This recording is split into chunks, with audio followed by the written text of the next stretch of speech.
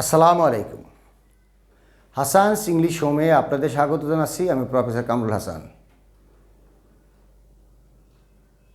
একদিন আগে, এখন যখন আমি রেকর্ড করতেছি এর একদিন আগে আমি একটি রাইট ইউজ অফ ভার্বের উপর একটি ভিডিও আপলোড দিয়েছি কন্ডিশনাল সেন্টেন্সেসের উপরে। আমি এখন যে ক্লাসগুলি নিচ্ছি ভার্ব এবং প্রিপোজিশন পাশাপাশি, সেগুলি আপনাদের হাই স্কুল থেকে জীবনের শেষ পরীক্ষা পর্যন্ত, যেখানে ইংরেজিতে সব ক্ষেত্রে প্রযোজ্য, বাট এটা আপনাদের এসএসসি এইচএসসির প্রস্তুতির জন্য অত্যন্ত গুরুত্বপূর্ণ।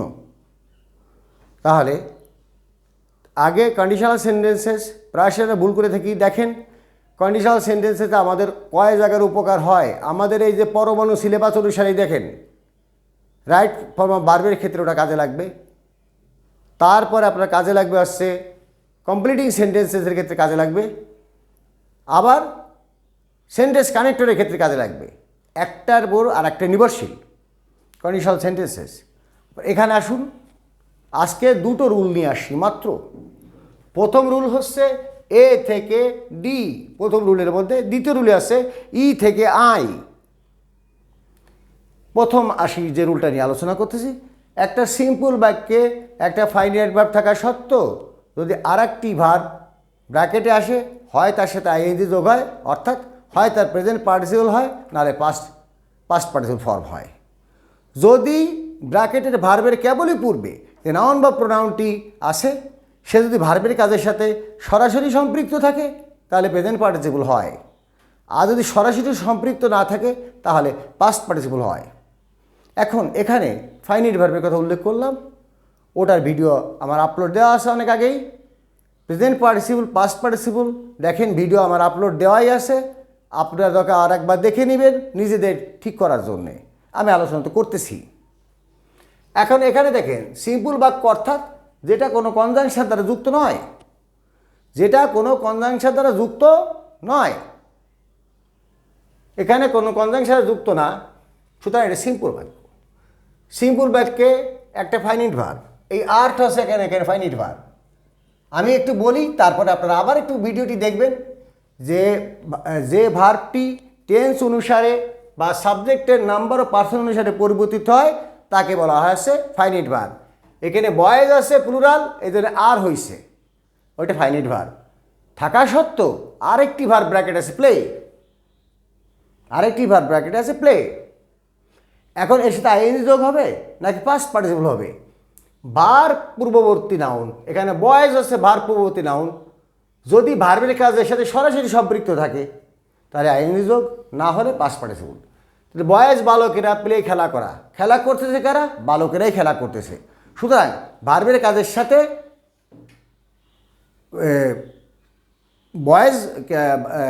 বয়েজ সরাসরি যুক্ত, সুতরাং এখানে হবে আইএনজি যোগ হবে, প্লে হয়ে যাবে playing.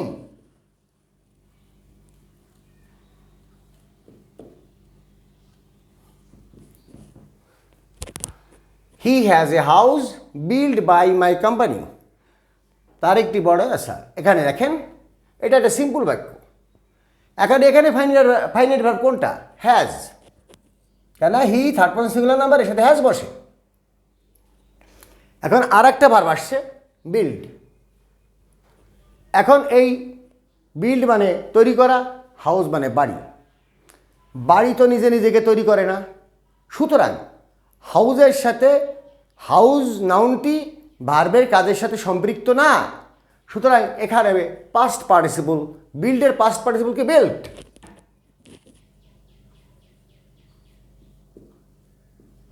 Built. I know the man ran this business. এটা একটা সিম্পল বাক্য। এখানে ফাইনাইট ভার্ব কোনটা? নো। এখন আরেকটা ভার্ব আসছে ব্র্যাকেটে, রান। রান অর্থ এখানে দৌড়ানো না, পরিচালনা করা। ওর পূর্ববর্তী নাউন কি? ম্যান। তাহলে এই ব্যবসাটা চালায় কি? লোকটি। তাহলে এই লোকটা এই ব্যবসা চালানোর সাথে সরাসরি সম্পৃক্ত, সুতরাং আইএনজি যোগ হবে, অর্থাৎ প্রেজেন্ট পার্টিসিপল হবে, রানিং।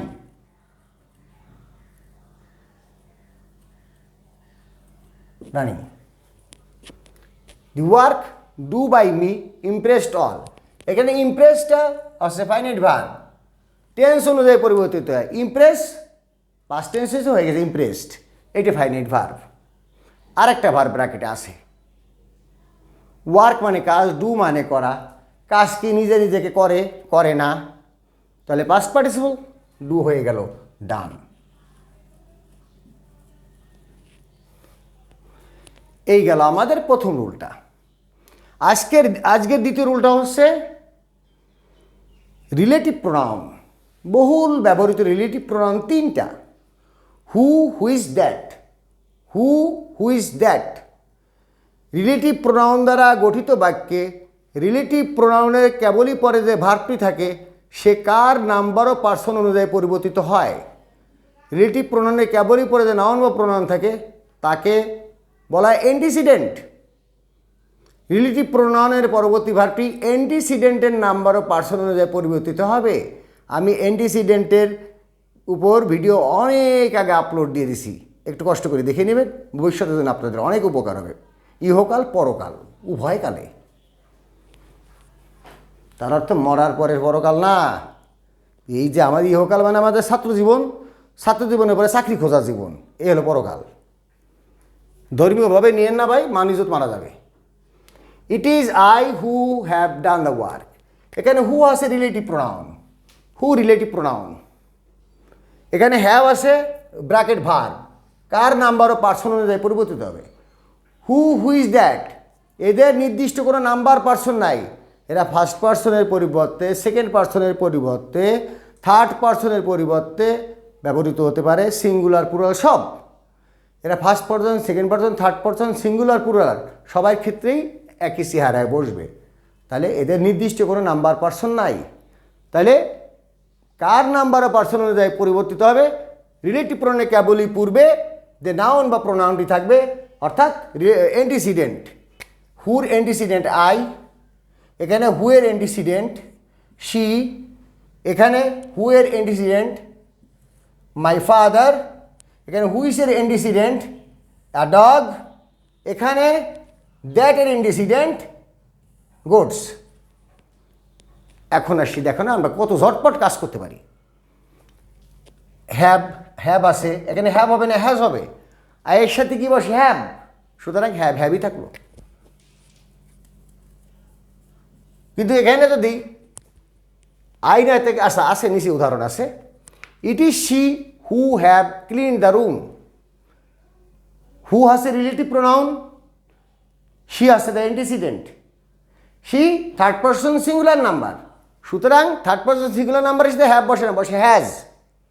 শির সাথে বসলো হ্যাজ, তাহলে এখানে অ্যান্টিসিডেন্ট আছে শি, এই কারণে বসলো হ্যাজ।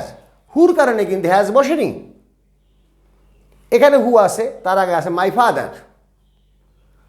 মাই ফাদার, এখানে ব্র্যাকেটে ভার্ব ওয়ার্ক, তাহলে my father third person singular number. আবার এ কথা বলেন না, একবার আমার একটা স্টুডেন্ট ক্লাসে বলছিল মাই ফাদার আছে ফার্স্ট পার্সন। কেন আমি যদি ফার্স্ট পার্সন বাপের থার্ড বলি কেমনে, আরেক গ্রেড উপরে উঠানে গেলে যদি থাকতো 0%, সেটা হয়তো বাপরে বানানো যেত, তা না। I we first person, you second person, বাকি সব থার্ড পার্সন। মাই ফাদার আমার বাপ 1 পিস, 2-3 পিস তো আর বাপ খায় না, 1 পিস, তাহলে থার্ড পার্সন সিঙ্গুলার নাম্বার। তাহলে ভার্বের সাথে প্রেজেন্ট ইনডেফিনিট টেন্স ধরলে ভার্বের সাথে এস বাই এস যোগ হবে। তাহলে ওয়ার্ক হয়ে গেল কি ওয়ার্কস। কেন হয়েছে? হুর কারণে না, হয়েছে মাই ফাদারের কারণে ওয়ার্কস হয়েছে। হুইস, হুইসের পূর্বে আছে ডগ, হুইসের পূর্বে যে ডগ, এখানে আছে বার্ক, বার্ক ঘেঘু করা। হুইসের আগে আছে এ ডগ, এ ডগ, হুইসের কোনো নাম্বার পার্সন নাই, অ্যান্টিসিডেন্ট আছে এ ডগ, এই ডগের নাম্বার ও পার্সন অনুসারে পরিবর্তিত হবে। তাহলে এই ডগ একটি কুকুর, থার্ড পার্সন সিঙ্গুলার নাম্বার, সুতরাং মূল ভাষাতে এস বাই এস যোগ হবে, বার্কস।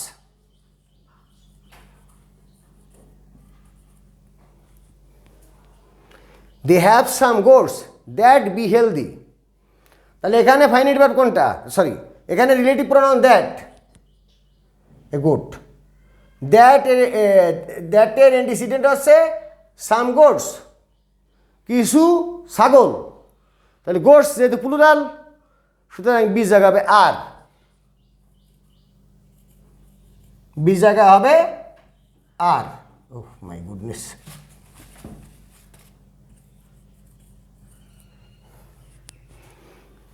বি জায়গায় হবে আর। ড্যাটের কারণে আর হয়নি, হয়েছে সাম গোটসের কারণে আর। তার মানে মনে রাখবেন, রিলেটিভ প্রোনাউন দ্বারা গঠিত বাক্যে রিলেটিভ প্রোনাউনের কেবলই পরে যে ভার্বটি বসে সেটা অ্যান্টিসিডেন্টের নাম্বার ও পার্সন অনুযায়ী পরিবর্তিত হয়। অ্যান্টিসিডেন্টকে রিলেটিভ প্রোনাউনের কেবলই পূর্বে যে নাউন বা প্রোনাউন বসে ওটা আছে অ্যান্টিসিডেন্ট, এবং ওই দুটোই একই ব্যক্তি, বস্তু বা স্থানকে বোঝায়। হুর আগে আই থাকলে হু ও যে, আই ও সে। উই থাকলে হু ও যে, উই ও সে।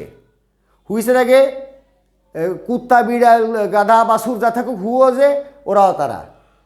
যে রিলেটিভ প্রোনাউন কেবলই পূর্বে যে নাউন বা প্রোনাউন বসে একই ব্যক্তি, বস্তুকে, যে কোনো কিছুকে বোঝায়, তখনই আসছে রিলেটিভ প্রোনাউন কেবলই পূর্বের নাউন বা প্রোনাউনটা অ্যান্টিসিডেন্ট। আর রিলেটিভ প্রোনাউনের কেবলই পরের ভার্বটি ওই অ্যান্টিসিডেন্টের নাম্বার ও পার্সন অনুযায়ী পরিবর্তিত হয়। এরকম অল্প করে আগান, উত্তরগুলো লিখে দিছি। এখানে উত্তর প্লেয়িং, এখানে বিল্ট, এ বাক্যে রানিং, এ বাক্যে ডান, এ বাক্যে হ্যাভ, এ বাক্যে হ্যাজ, এ বাক্যে ওয়ার্ডস, এ বাক্যে বাট, এ বাক্যে আর। এখন আপনারা মিলিয়ে দেখবেন এবং যে গ্রামেটিক্যাল টার্মগুলো আমি মুখ দিয়ে উল্লেখ করব তা অনেক আগেই আমি ভিডিও ছেড়ে দিয়েছি। যারা বড় মন নিয়ে বসে আছেন তারা এখন থেকে শিখতে থাকেন।